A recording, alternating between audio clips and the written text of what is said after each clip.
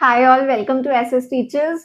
सो अब आप लोगों ने देख ही ली होगी मेरी पिछली वीडियो में। I have already explained you 4 different types of reaction, combination, decomposition, displacement and double displacement reactions with example and with the key questions which are definitely going to come for the boards.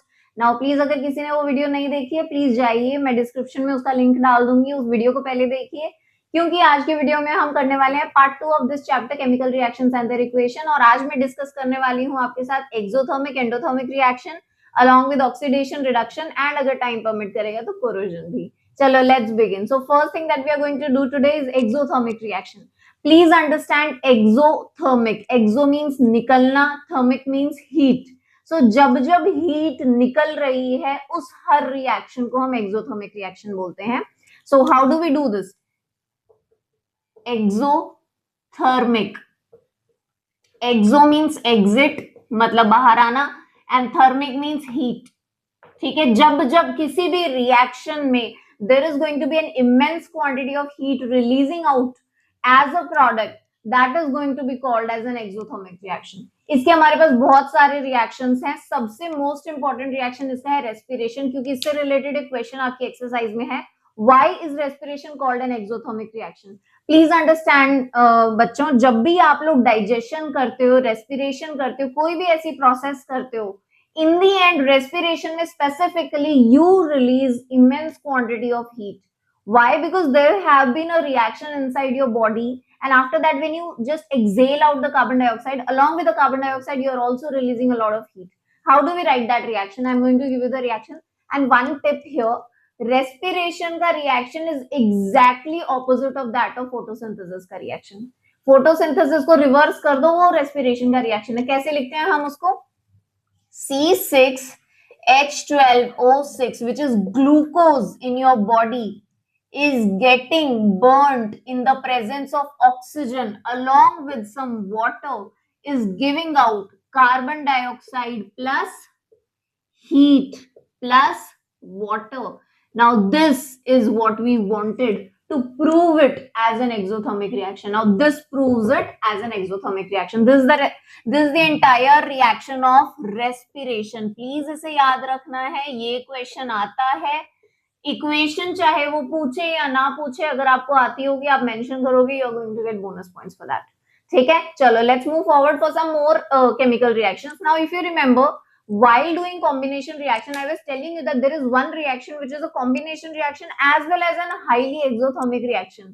क्या होता है वो? जब भी हम quick lime CaO, quick lime को और क्या बुलाते हैं? चूना। व्हाइट वॉशिंग होती है ना घर में, वो व्हाइट वॉशिंग के लिए चूना यूज होता है, इसे क्विक लाइम बुलाते हैं। क्विक लाइम को जैसे ही हम पानी में डालते हैं, the moment we add the quicklime in water, the container becomes extremely hot and start releasing good quantity of heat. क्यों? क्योंकि जैसे ही हम इसे मिक्स करेंगे, ये बनाएगा हमारे लिए स्लेक्ड लाइम। क्या बना रहा है? Slaked lime. and this slaked lime is formed along with a lot of heat.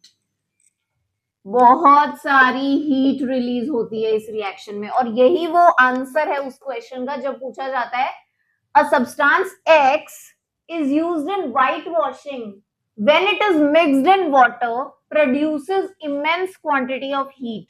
और जो product, जो compound बनता है, that is used to be applied on those walls.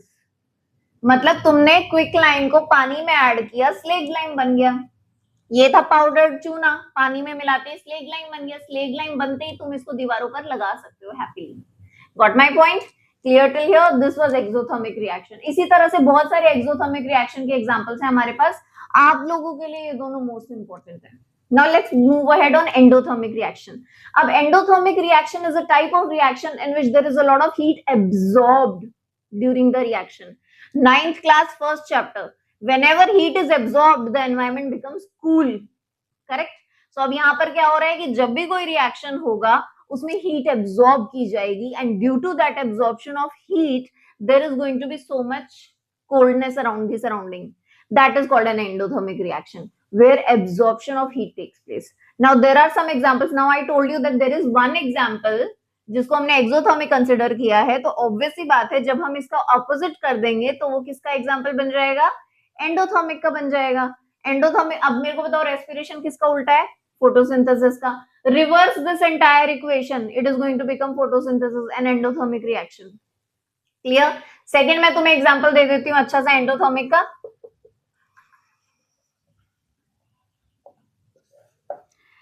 N2 plus O2 plus heat is going to give you NO. NO क्या है? Nitrogen monoxide.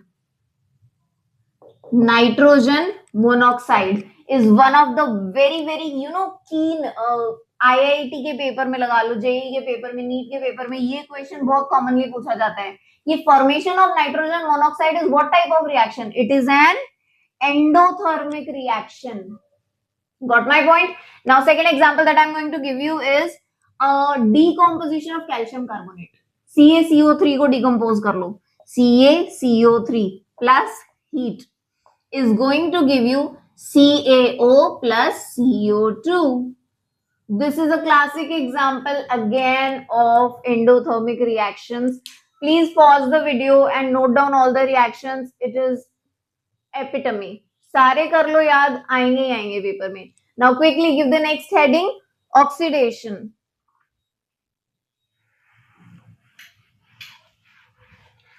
Oxidation जैसे कि आपको नाम से ही पता चल रहा है कि भाई इसमें ऑक्सीजन कहीं ना कहीं इन्वॉल्व है. So what are we going to do here? We are going to study the addition of oxygen.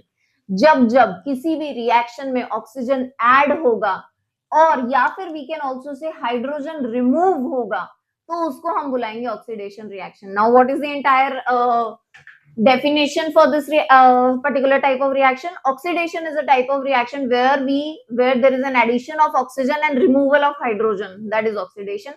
Reduction, entirely opposite. Removal of oxygen and addition of hydrogen is called reduction. और किसी reaction में अगर दोनों की दोनों चीजें एक साथ हो रही हैं, that is going to be called as a redox reaction. Reduction plus oxidation added, redox reaction. ठीक है, सबसे पहले देखते हैं ऑक्सीडेशन रिएक्शन में क्या हो रहा है. ऑक्सीडेशन सिंपल, आपको पता है कि यहाँ पर क्या होने वाला है? Addition of oxygen. Magnesium plus oxygen forming magnesium oxide is an example of oxidation reaction. C plus O2 CO2. Correct? किसी को कोई डाउट है? नहीं, right? Everything is very easy. Addition of oxygen हो रहा है. अब आ रहा है tricky part. Now you need to understand कौन ऑक्सीडाइज हो रहा है, कौन रिड्यूस हो रहा है, कौन ऑक्सीडाइजिंग एजेंट है, कौन रिड्यूसिंग एजेंट है. अभी चलो ध्यान से देखते हैं. क्योंकि कार्बन के अंदर ऑक्सीजन ऐड हो रहा है, so that means carbon is getting oxidized to carbon dioxide. Getting oxidized to carbon dioxide. And who is the oxidizing agent? अब जो ऑक्सीजन दे रहा है that will be called as an oxidizing agent. कौन दे रहा है? ऑक्सीजन खुद ही तो दे रहा है. So that is why oxygen is here the oxidizing agent. ठीक है, अब इससे थोड़ा सा लेवल अप करते हैं. मैं आपको एक एग्जांपल देती हूँ. Carbon plus oxygen, copper plus oxygen forming copper oxide. ठीक है, अब इसे ध्यान से देखना क्योंकि आपकी एक्सरसाइज का भी बहुत इंपॉर्टेंट क्वेश्चन है एंड केस स्टडी के लिए 2 मार्क्स के लिए बहुत बार पूछा जाता है. Copper which is shiny brown element is getting in contact with oxygen and forming copper oxide which is a black colored substance. ठीक है, so that means copper here when reacting with oxygen is getting oxidized to copper oxide. क्या हो रहा है? ये oxidise हो रहा है. हो गया, कॉपर ऑक्साइड में ऑक्सीडाइज हो गया. अब इसी कॉपर ऑक्साइड में मैं अगर हाइड्रोजन गैस पास कर दूं तो ये बन जाएगा कॉपर प्लस H2O. अब यहां पर आता है हमारा लेवल अप का थोड़ा सा गेम. अब इधर देखो, the copper oxide is actually losing oxygen. Now it is going to lose oxygen. So can we say that copper oxide is getting reduced because इसमें से ऑक्सीजन निकल रहा है. So copper oxide, please remember, यहाँ पे बहुत सारे बच्चे कॉपर ऑक्साइड की जगह सिर्फ कॉपर लिख देते हैं, वो आपके मार्क्स काट देगा. Copper oxide is the correct thing because this entire thing is getting reduced, right? So copper oxide is getting reduced to copper. Can you guess what is getting oxidized here? Since the oxygen is going and getting attached to hydrogen, क्योंकि अब oxygen hydrogen पे attach हो रहा है जाके, So we can say that hydrogen is getting oxidized to water. Hydrogen is getting oxidized to water.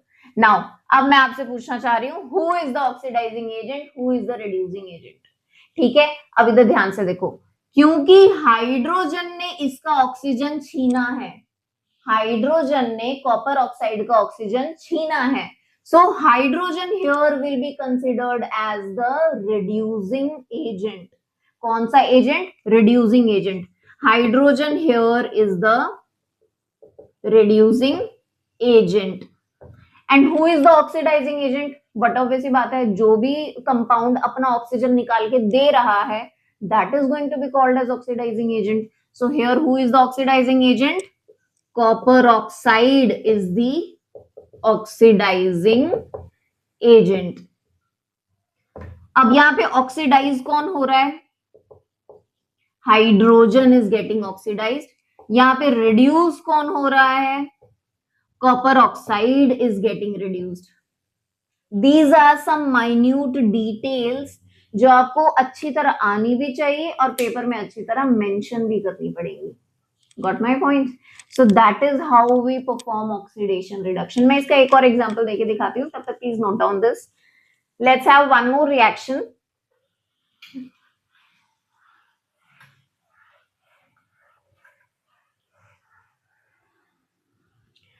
अब ले लेते हैं example zinc oxide plus carbon का.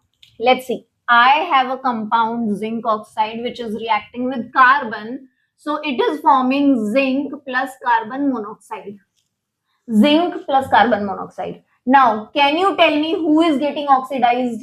क्योंकि carbon is getting converted into carbon monoxide, मतलब कि कार्बन के पास आकर ऑक्सीजन अटैच हो चुका है, so carbon is getting oxidized.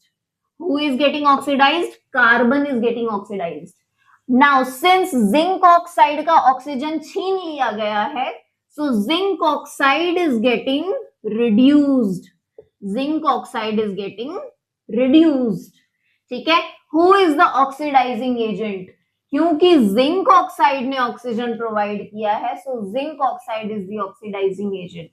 Who is the reducing agent? क्योंकि कार्बन ने ऑक्सीजन छीना है, so carbon is the reducing agent. अब ये देखो, यहां पर मैं आपको लिख के दिखाती हूँ कि how are you supposed to mention it in exam.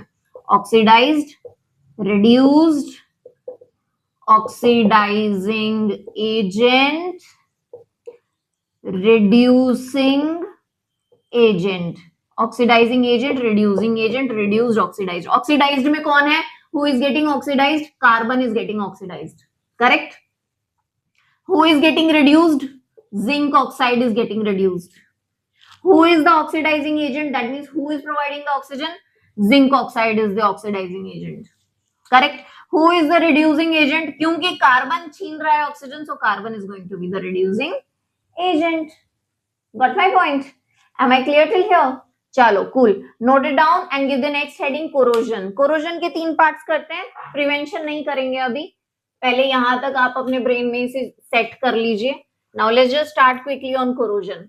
अब मैं आपको बताने वाली हूँ, यहाँ पे कोरोजन के भी बहुत सारे टाइप्स होते हैं. What is corrosion? First of all, corrosion का मतलब है कभी भी कोई भी मेटालिक सरफेस या मेटल जो है वो खराब हो जाती है जब भी वो प्रेजेंस में आती है ऑक्सीजन और वाटर के, present in the atmosphere. Correct? अब यहाँ पर हमारे पास क्या है कोरोजन का? अब तक हमने हमेशा सुना है दैट आयरन गेट्स कोरोडेड. ठीक है, but iron is not the only one getting corroded. There are a lot of different things who are getting corroded in the atmosphere. Let's see what are those. अब मैं आपको mind map बना के बता रही हूँ.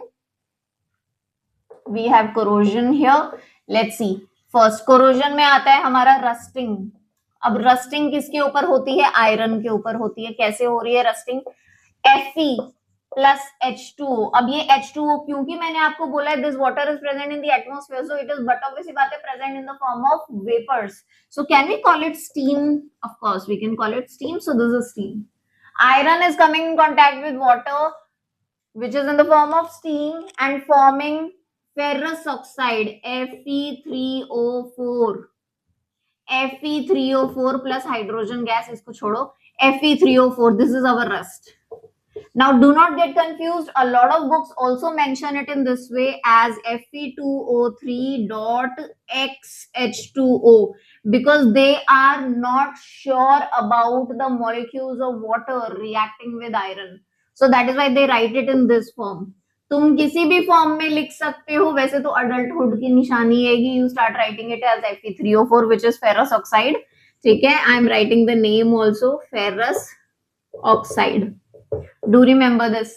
ठीक है, so this is our rusting. Number second, rusting में हम इसको भी डाल सकते हैं that copper comes in contact with oxygen and forming copper oxide which is black.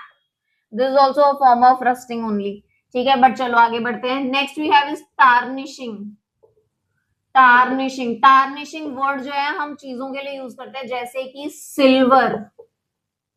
Silver देखा होगा ना, बहुत सारे एरियाज ऐसे हैं हमारी कंट्री के जहां पर सिल्वर को अगर हल्का सा भी पानी या हवा से एक्सपोज कर दो तो सिल्वर इंस्टेंटली ब्लैक हो जाती है.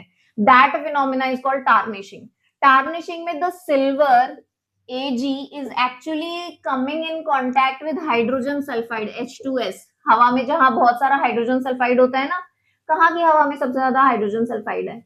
I'm sure Delhi people will be able to relate with me because Delhi has a lot of hydrogen sulfide in the atmosphere which makes the silver black instantly. चांदी instantly काली हो जाती है. कैसे हो रही है? Because silver is coming in contact with hydrogen sulfide and forming black colored silver sulfide Ag2S plus hydrogen gas. This is our tarnished silver. Black हो जाता है ये एकदम ही, और इसे हम बुलाते हैं silver sulphide. Got my point? The third and the last thing that we have here is कि यहाँ पर क्या हो रहा है, हम सिल्वर से कॉपर से रिलेटेड ही कर रहे हैं, but we do not have a particular name for this. And how do we write it? Copper not only comes in contact with oxygen and form copper oxide. सिर्फ काले रंग का नहीं होता है कॉपर, कॉपर हरे रंग का भी होता है. कभी कभार आपने देखा हो कॉपर के बर्तन को बाहर छोड़ दो लंबे समय के लिए, उसके ऊपर एक हरे रंग की लेयर आ जाती है. क्यों आ रही है वो लेयर? ध्यान से देखो. Copper coming in contact with carbon dioxide present in the atmosphere, carbon dioxide, and forming CuCO3, which is copper carbonate. Copper carbonate, and this copper carbonate is what in color? Green in color. This is the third form of corrosion.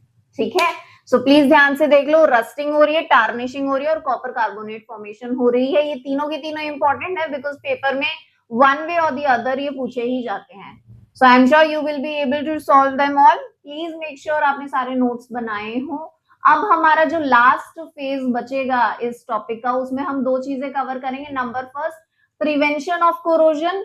Number second, उसके बाद हमें करना है हमारा rancidity and वो corrosion तो हो गया, rancidity is left. So after doing these two small topics, I will be giving you the most frequently asked board questions from this chapter. Board में आने वाले सबसे इंपॉर्टेंट क्वेश्चंस इस चैप्टर में से मैं आपको नेक्स्ट उसमें दूंगी. और किसी को अगर उसकी पीडीएफ पहले ही चाहिए तो कमेंट जरूर कर दो, मैं आपको पीडीएफ सेंड कर दूंगी. Okay, see you soon, bye bye.